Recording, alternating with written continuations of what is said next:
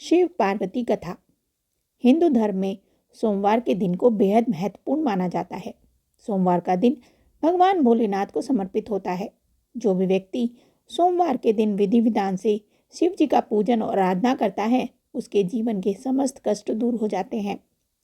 इसके साथ ही जीवन में सुख एवं समृद्धि का वास होता है। भगवान भोलेनाथ को जल्दी प्रसन्न होने वाला देवता भी माना जाता है। भोलेनाथ का विवाह पार्वती जी के साथ हुआ था। इसके लिए पार्वती जी ने सैकड़ों वर्षों तक कठिन तप किया था। तप के बाद एक वक्त ऐसा भी था जब पार्वती जी को भगवान शिव की परीक्षा का सामना करना पड़ा था।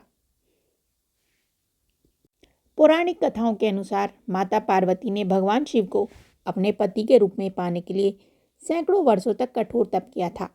उनकी तपस्या को देखकर देवताओं ने शिव जी से देवी पार्वती की मनोकामना पूरी करने की प्रार्थना की।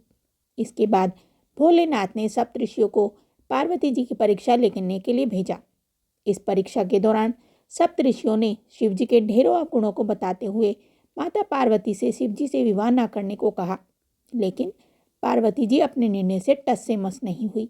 इस पर खुद भोलेनाथ ने माता पार्वती की परीक्षा लेने का निर्णय किया। माता पार्वती के तप से प्रसन्न होकर शंकर जी उनके सामने प्रकट हुए और उन्हें वरदान देकर अंतर ध्यान हो गए।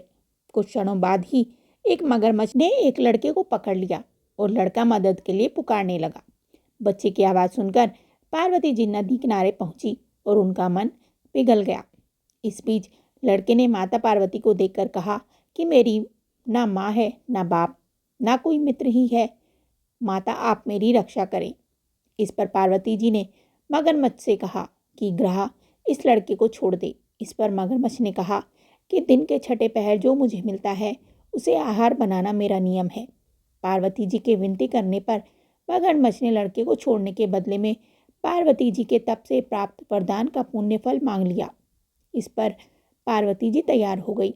मगरमच्छ ने बालक को छोड़ दिया और तपस्वी बन गया।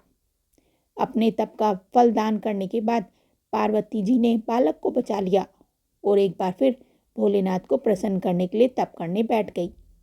इस पर भोलेनाथ दोबारा प्रकट हुए और पूछा कि तुम अब क्यों तप कर रही हो? मैंने तुम्हें पहले ही मनमांगा दान दे दिया था।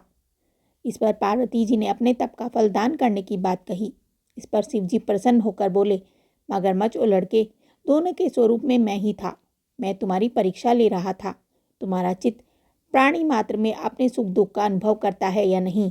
तुम्हारी परीक्षा लेने के लिए मैंने ही ये लीला रचाई थी। अनेकों रूप में दिखने वाला मैं ही एक सत्य हूँ। अनेकों शरीर में नजर आने वाला मैं निर्विकार हूँ। इस तरह पार्वती जी शिव जी की परीक्षा में उत्तीर्ण हुई और उनकी अर्धांगिनी बनी।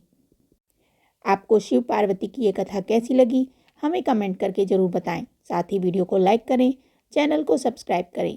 धन्यवाद।